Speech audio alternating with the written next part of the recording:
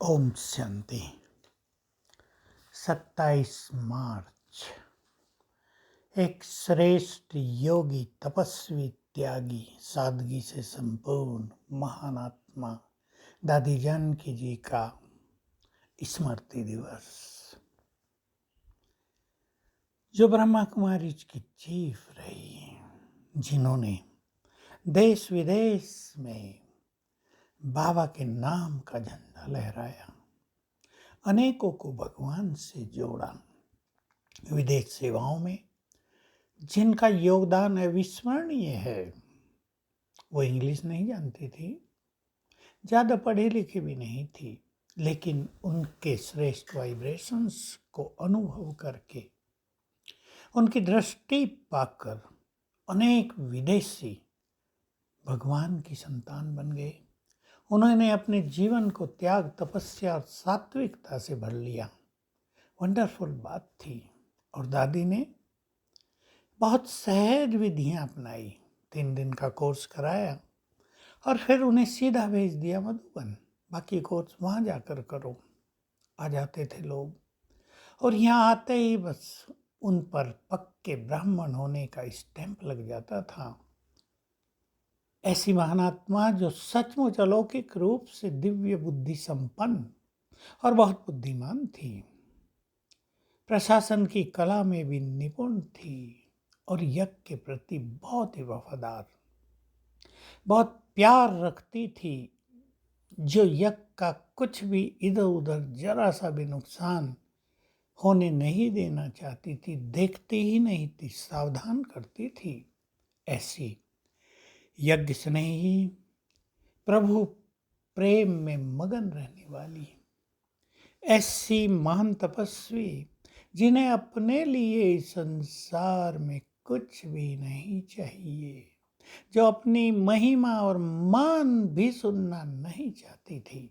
कई बार हमने देखा स्टेज कोऑर्डिनेटर उनकी महिमा कर रहा है, वो रोक देती थी, नहीं बस बहुत हो गया, बाबा की महिमा करो। ऐसी महान आत्माएं जिन्हें अपने लिए कुछ नहीं चाहिए, जो निष्काम भाव से संसार में रहती हैं, जिन्होंने अपना सर्वस्व प्रभु कार्य अर्थ समर्पित कर दिया होता है। ऐसी महान आत्माओं पर भगवान भी बहुत प्रसन्न रहता है और वे ही इस संसार की दशा को बदलने में सफल होती हैं। कितनों को उन्होंने जीवन दान दिया होगा, कितनों के जीवन को समर्पित कराया भगवान के इस महान कार्य में, कितनों को जीना सिखाया, कितनों को त्याग और तपस्या सिखाई। बड़ा पुण्य जमा होता है इससे। ऐसी महान आत्मा, पुण्यात्मा थी हमारी दादी जानकी, जिनको 100 साल की आयु के लगभग में कई शारीरिक कष्टों से गुजरना पड़ा, 4-5 साल। लेकिन हम देखते थे उन्हें, मेरा जाना होता था, कि शारीरिक बीमारियों का प्रभाव उनकी तपस्या पर नहीं, उनके व्यवहार पर नहीं, उनके ईश्वरीय प्रेम पर नहीं, जो लोग मिलने आ रहे हैं उस पर नहीं दिखाई देता था। अच्छी तरह से मिलती थी, सबको टोली देती थी, थोड़ा कुछ सुनाती थी। ये मनोबल का प्रतीक है।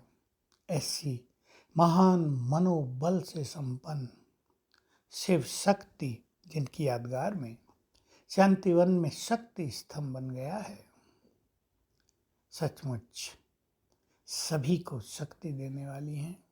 शांतिवन तो शक्तिपीठ बन गया है। 3 महान शक्तिपीठ वहाँ स्थापित हो गए हैं, जहाँ पर बैठकर अनेक लोग योग तपस्या करते रहते हैं। रोज हजारों बैठे ही होते हैं सदा। तो ऐसी महानात्मा को आज के दिन सत सत नमन। मुझे उनके बहुत समीप रहने का भाग्य प्राप्त हुआ।